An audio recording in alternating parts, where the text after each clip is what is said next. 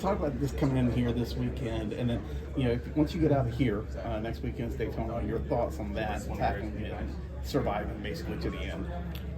There's definitely some different approaches you can take to try to just survive and be there at the end of the prescribed laps, or if you want to actually go race. So we'll probably have a bigger picture outlook on it of helping other Chevrolets and people that we can help. Probably really first and foremost, and then if we can go win it at the end, of course we'll try to do that.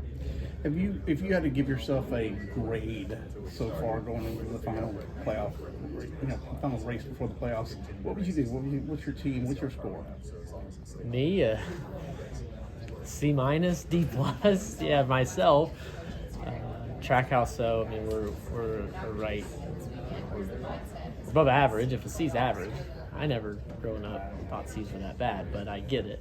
You want to shoot, but if truly C's are average, then we're a B right now, I think, as a whole.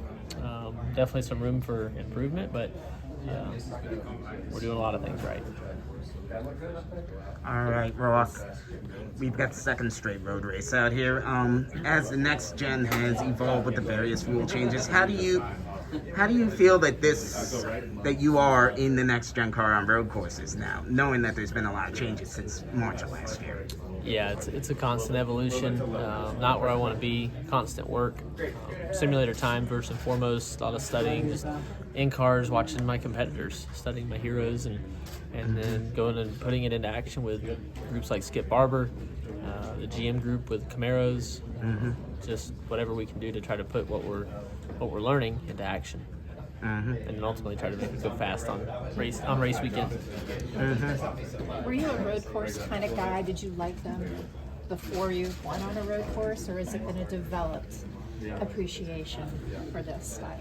It's been a labor of love, Holly. I gotta tell you, it was my first road course race ever was 2013 Mosport, and from there I realized that night walking out on the track that I needed a lot of help, and I went to work, and it was better part of almost a decade learning to go win my first road course race last year at COTA. But as soon as I feel like I've got something figured out, this group, these other drivers and teams, they move the needle even more. And what do you think the racing is going to be like with so much kind of on the line this week and next week in particular? Do you expect it to be a little crazier than normal, or do you think people are going to be more cautious because there's guys still trying to move into the playoff eligibility? I think that's what's so great is we just get to watch and see. I have no way to know or an opinion that would lead anybody in a certain way. I'll be watching along in the race just like everybody else. Last question, guys. Ross, coming into the year, the big topic around road courses was taking away the stage breaks because a lot of people focus on the strategy aspect. But I'm curious, as a driver behind the wheel, physically, has that changed anything for you? Particularly, let's take last week as the most recent example. You guys had an early caution and then 77 laps to the finish. And so not having these expected breaks with those would have been those stage breaks, has that changed anything for you behind the wheel? Reaffirming that to stay grinding, stay pushing to be better physically and mentally. Just as important to stay locked in for 77 laps and make minimal mistakes, but still attack. We didn't have the speed to go run with the front group, but I also was better than a lot. I had 6 seconds in front with a few laps to go and 6 seconds behind. I was just in my own little area and was able to close. It was a personal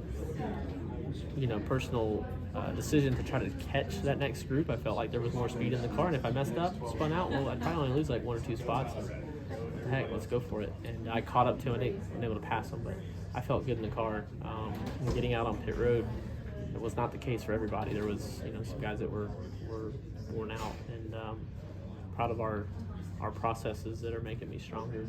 I'm not the biggest guy, but I'm race fit, and I think there's a lot to be said for that. Hi, this is Steven Stumpf. Make sure to hit that subscribe button. Check out the 2 videos beside me, and for more racing content, visit frontstretch.com.